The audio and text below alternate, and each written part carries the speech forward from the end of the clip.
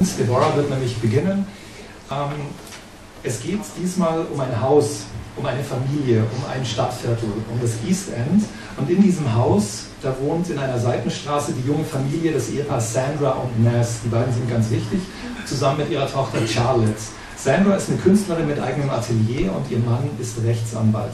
Und die Handlung, die jetzt gleich beginnt mit Kapitel 1, die spielt an einem Sonntag im Mai. Mehr jetzt dazu von Deborah. Prologue.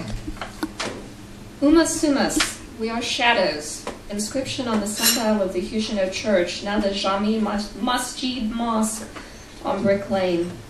That Sunday began like any ordinary Sunday, except that Naz, Sandra's husband, had gone into work for a few hours at his law office, an unusual breach of family protocol for him.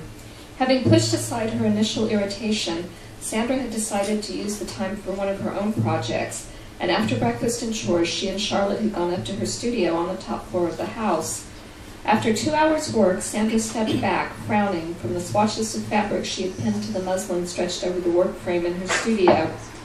The carefully shaped pieces of material overlapped, forming a kaleidoscope of images, so that at first the whole appeared abstract, but on closer inspection, shapes appeared: streets, buildings, people, birds, other animals, flowers, all representing in some way the history and culture of Sandra's particular part of London, the East End, in and around Brick Lane. Late morning sun poured through the great windows in the loft, a blessing for the warmth in midwinter, if not in May, but it was the clarity of the light that had drawn her to the place, and still, even when the work wasn't going well, had the power to hold her transfixed.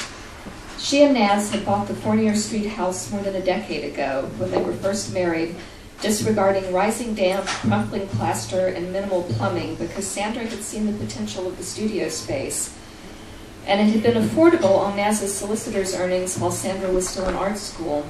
They had worked hard, making many of the repairs themselves to create their vision of a home, not realizing that in a few years' time they would be sitting on a property gold mine. For the townhouses on Fournier Street were Georgian, built by the French Huguenot silk weavers who had come to London's Spitalfields to escape persecution in Catholic France. The weavers had done well for themselves for a time.